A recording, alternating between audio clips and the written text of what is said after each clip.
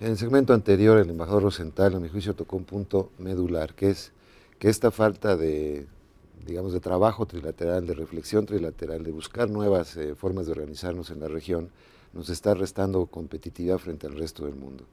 Si fuéramos ultra pragmáticos, como creo que en estas cosas se debe ser, ¿cuáles serían las áreas en las que los tres países debieran coordinar posiciones, buscar espacios de colaboración conjunta que nos permitan efectivamente elevar el bienestar de cada uno de los tres, el mejor posicionamiento internacional de cada uno de los tres? ¿Cuáles serían, a su juicio, Carlos, las áreas que deberíamos Mira, la quizá de dar vocación prioridad? económica de cada país está bastante definida. Yo te diría que Estados Unidos es hoy el centro de la innovación tecnológica a nivel mundial. Las grandes empresas ahora pues son Google, son Microsoft, son Apple. Facebook, etcétera. Entonces Estados Unidos ha concentrado el diseño, la innovación tecnológica, la distribución a nivel mundial de los productos. Canadá es un país enormemente rico en energía, el petróleo, el gas, en madera, en agua. Minería. También tiene clústeres de innovación tecnológica. Tiene además el acceso al Polo Norte, que eso es de una gran importancia, como veremos, a nivel geopolítico, a nivel de transporte. México se ha convertido en uno de los más importantes y mejores centros de manufactura a nivel mundial. Hace 17 años estábamos más en la maquila. Hoy la manufactura mexicana es premiada y es reconocida a nivel global. Además tenemos una ubicación logística inmejorable, con costas a los dos océanos, con comunicación al resto del continente.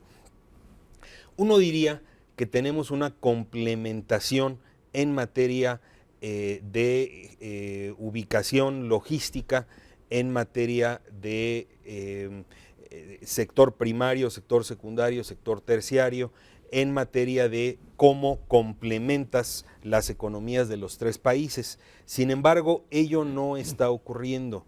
A mí me parece que esas áreas, y vamos a verlas ahora de manera individual, tienen mucho futuro y tienen mucha capacidad de complementarse. El problema, Enrique, que yo veo es que no solo nuestra clase política, sino también nuestra clase empresarial vio al TLC como un punto de llegada y no como un punto de partida para revolucionar la manera en que se hacen las cosas en México. Y por lo que deduzco de tu comentario, no ha habido un intento siquiera de hacer un plan maestro. Es decir, bueno, si así están las cosas y Canadá tiene esa potencia minera y de extracción y Estados Unidos en materia tecnológica, no hay una especie de complementación o intento de complementación ni a nivel empresarial ni a nivel político. No.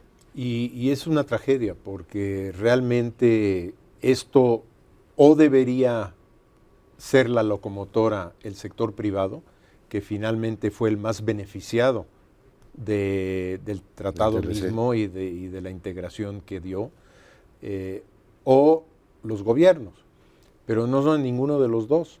Quienes hemos estado trabajando sobre el futuro de América del Norte somos sociedad civil, las ONGs. Trabajamos en 2 o 3 grandes grupos de trabajo, tanto en Estados Unidos como en Canadá como en México, para dibujar un poco el esquema del futuro de América del Norte, hacia dónde queremos ir. Empezando por un esfuerzo que se hizo con el Council on Foreign Relations de Nueva York, donde sacamos 60 y tantas recomendaciones de corto, mediano y largo plazo para los 3 gobiernos. No pasó a mayores.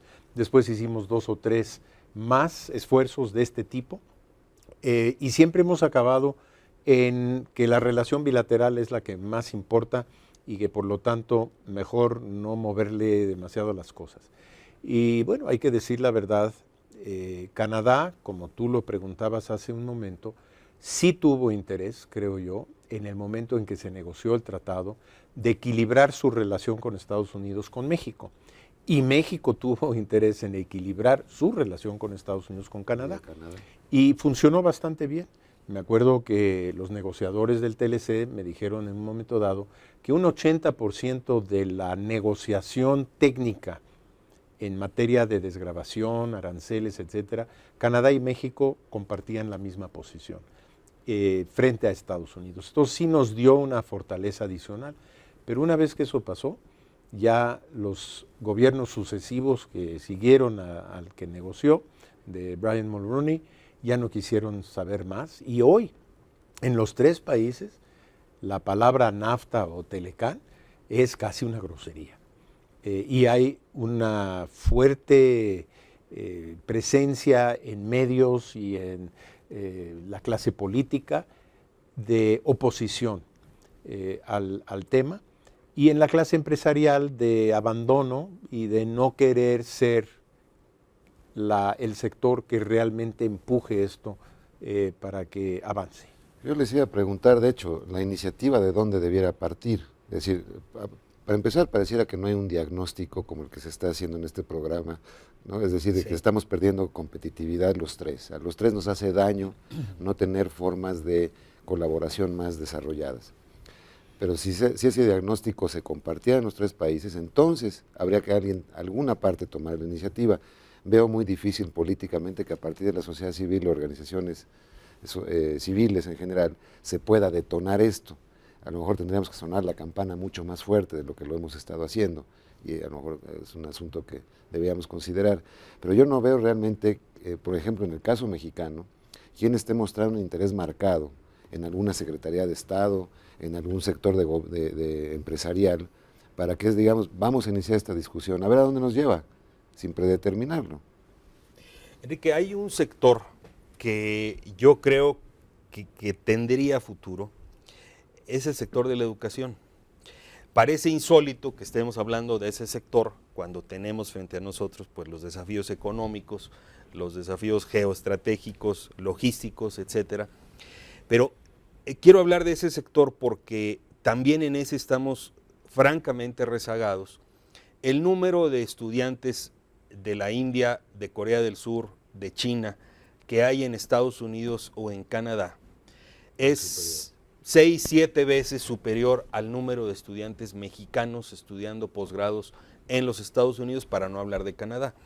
Entonces, yo creo que nos hace falta un programa masivo de favorecer el intercambio de estudiantes entre los tres países. Aquí en México, por ejemplo, deberíamos de tener decenas de miles de estudiantes mexicano-americanos, ¿no? Que sus padres, sus abuelos tienen que ver con México, atraídos por la vertiente cultural, la vertiente artística, la vertiente educativa, histórica, etcétera, si no es por lingüística, si no es por la científica. Y en realidad, esa parte, el que las nuevas generaciones puedan saber más de los países vecinos, no la hemos cultivado, y entonces nos falta ese empuje estratégico. Después de este corte vamos a regresar con el análisis de una pregunta que quiero hacerles. En materia de seguridad, tema tan delicado para México, ¿habría margen para hacer alguna acción trilateral en América del Norte? Regresamos después de esta pausa.